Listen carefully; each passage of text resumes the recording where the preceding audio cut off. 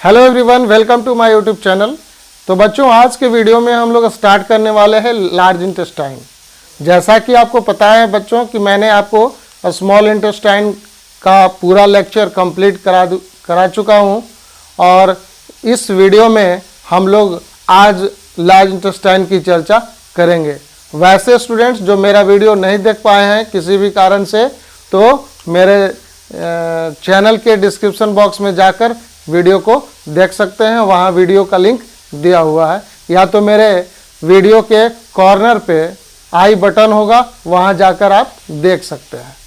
तो बच्चों, चलिए हम लोग आज का क्लास शुरू करते हैं और वीडियो को अंत तक देखिएगा। वीडियो काफ़ी नॉलेजफुल है, काफ़ी इंफॉर्मेटिव है आपके चैप्टर के लिए, आपके सिलेबस के लिए। ठीक है बच्चों, तो लार्ज इंटेस्टाइन कैसा होता है? लार्ज इंटेस्टाइन एलिमेंट्री कैनाल का सबसे लास्ट पार्ट होता है और ये काफ़ी वाइड ट्यूब होता है और यह लार्ज इंटेस्टाइन और स्मॉल इंटेस्टाइन के बाद आता है।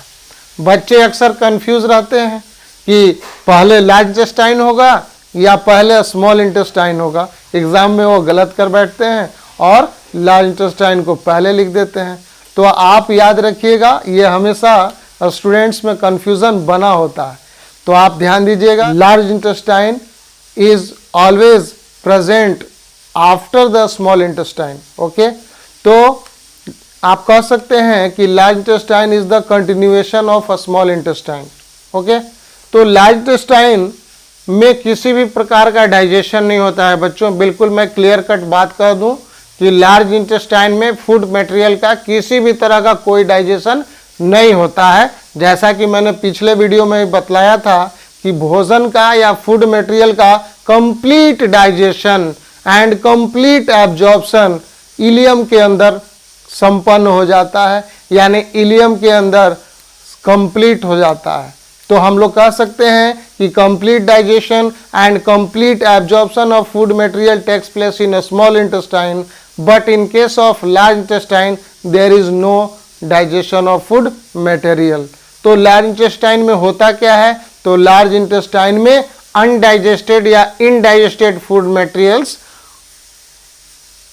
फीकल मैटर के रूप में कन्वर्ट होता है।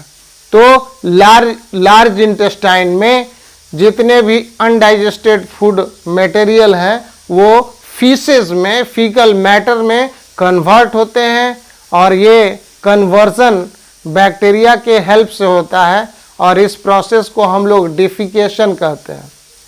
तो डिफिकेशन का प्रोसेस ऐसा प्रोसेस है जिसमें अनडाइजेस्टेड फूड फीकल मैटर के फॉर्म में बैक्टीरिया के हेल्प से कन्वर्ट होते हैं और ये पूरा का पूरा प्रोसेस लार्ज इंटेस्टाइन में कंप्लीट होता है। तो बच्चों, लार्ज इंटेस्टाइन भी कई पार्ट में बटे होते हैं। तो आइए हम लोग एक ओवरऑल फ्रेमवर्क हम लोग तैयार किए हैं और हम लोग आज पूरा का पूरा कंप्लीट डाइजेस्टिव सिस्टम का हमने फिगर ड्रॉ किया है व्हाइट बोर्ड पे। हम लोग उसको कोरिलेट करते हैं कि अब तक हम लोगों ने क्या पढ़ा और इसके बाद हम लोग लार्ज इंटेस्टाइन को फाइनल आज के वीडियो में कर देंगे। तो चलिए हम लोग बोर्ड पे चलते हैं और डायग्रामेटिक रिप्रेजेंटेशन के माध्यम से हम लोग इसको सीखते हैं।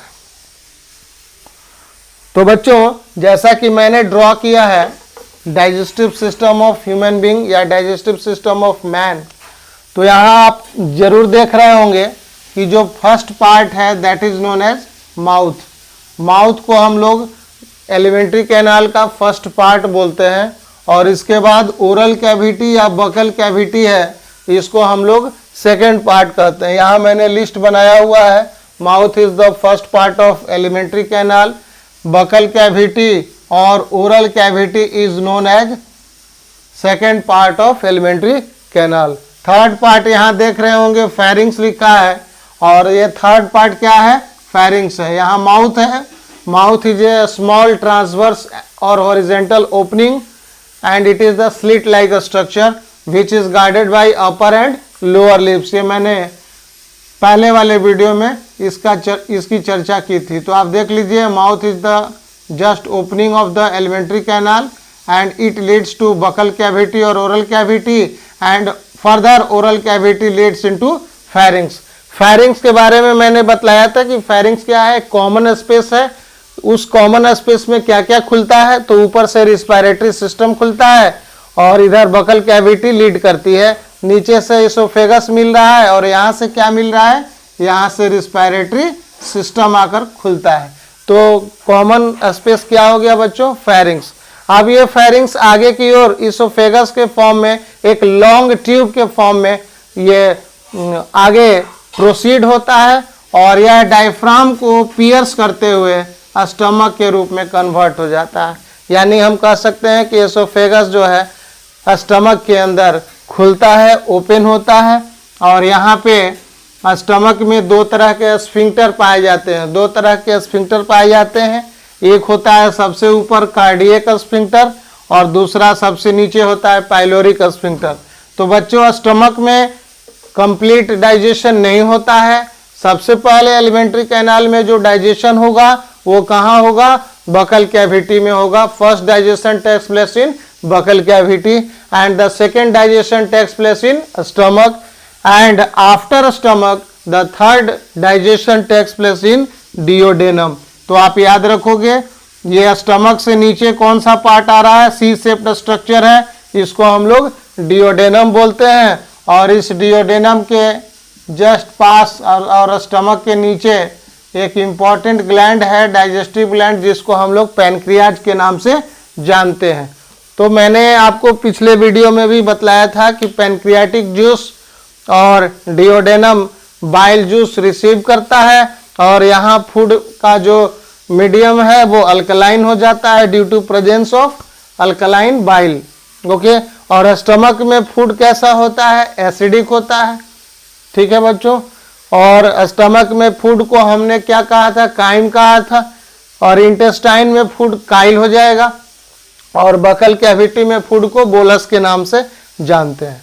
अब आगे देखिए, डियोडेनम में फूड का डाइजेशन होता है। इसके बाद जेजुनम, सेकेंड पार्ट है स्मॉल इंटेस्टाइन का जेजुनम।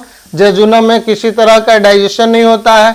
जेजुनम आगे प्रोसीड करता है इलियम में और इलियम में फूड मटेरियल का कंप्लीट डाइजेशन एंड एब्जॉर्प्शन हो जाता है। इसके बाद वाला पार्ट है बच्चों लार्ज इंटेस्टाइन। स्मॉल इंटेस्टाइन आप समझ गए। Large intestine is made up of 3 parts. First one is caecum, second one is colon and third one is rectum.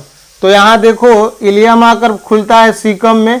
Caecum एक राउंडेड स्ट्रक्चर है जिसको हम लोग सीकम के नाम से जानते हैं।